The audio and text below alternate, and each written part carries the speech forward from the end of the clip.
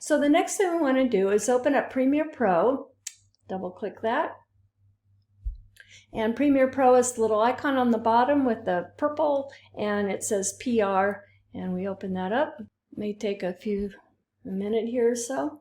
So once it's open, you'll get this window, the home window, and you can open up previous projects, and here's some that are listed right here of the recent ones, or you could create a new project. We're going to create a new project.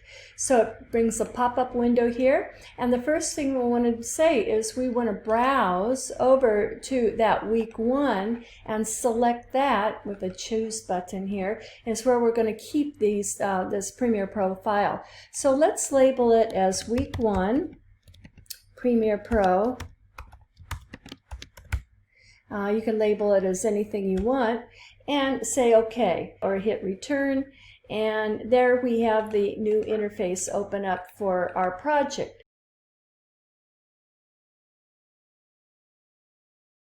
So the next thing we want to do is import the videos. So I'm going to double click in this project window here to upload those files. So I'm going to double click here, or I could say file import, and I'm going to go for those week 1 assets and say import. Now notice I'm importing a whole folder of material, and when it comes into Premiere Pro like this in the project window, it comes in as a folder. Well, that folder now is actually called a bin, so it's the same thing. So when you see create new bin, you're basically creating a folder.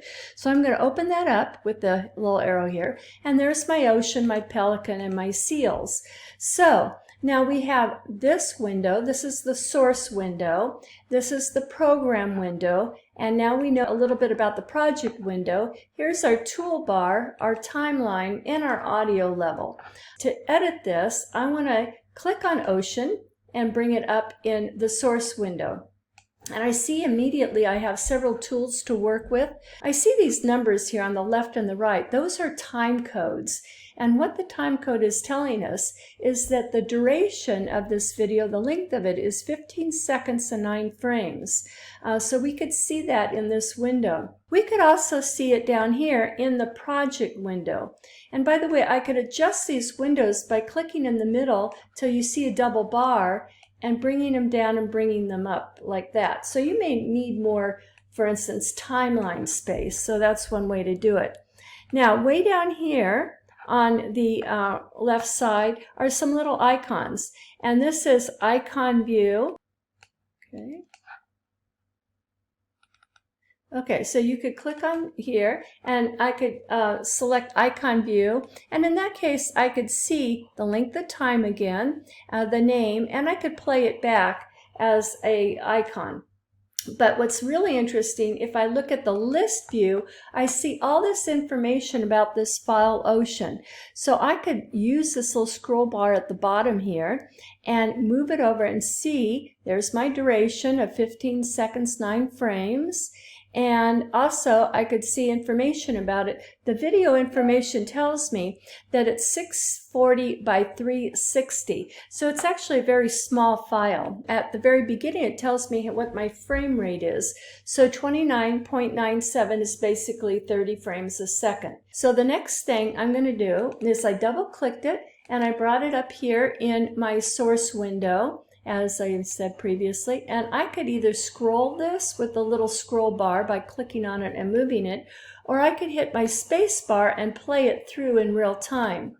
Well, this is a whole 15 seconds. We don't need all of that. So let's say I just want about 4 seconds. So if I come in here, I don't know, maybe about 3 seconds, I could hit the I key for in. So what I'm doing is I'm trimming the video, and I'm going to go over here around 8 seconds and hit O for out. So now I only have 5-second duration. Well, if I wanted it shorter, I could actually grab this little icon and pull it and make it shorter. So now I trimmed off more of the front and it's 4 seconds. So I'm going to grab this video of the ocean and pull it into my timeline and let go. Okay, so immediately came into my timeline as a correct size. One thing I may want to do is to make sure that my timeline is the same size as my clip. How do I do that? Okay, so if I move over here And if I see the size again, so it's 640 by 360. If I highlight my sequence, settings, I could see that the size is 640 by 360. So basically they match the same size, which is what we want. We don't want to see any black around the edges or have it be too big for the screen. I kind of think of it as a box of shoes in a shoe box. We don't want it too big or too small. So now let's do the same thing with the pelican. Okay, here's the pelican, and we see he's going to move his head. Nothing too exciting. So I'm going to say I for in, and I'm going to play that a little bit, and I'm going to just say somewhere around here, O for out. So I see here that my scene now is 3 seconds and 16 frames long. I'm going to grab and I'm going to drop that in the timeline. And notice that it nicely snaps to the video in front of it. So I'm going to play that through. I'm going to either, scoot through it with my cursor or play it with my space bar. So I can barely see the end of my video line here. I kind of need to zoom into my timeline. So I could do that by hitting the minus key on my keyboard so I could see better. I could also use my scroll bar here, down here, that's kind of hard to find, just to zoom into it. So now let's go for the seals.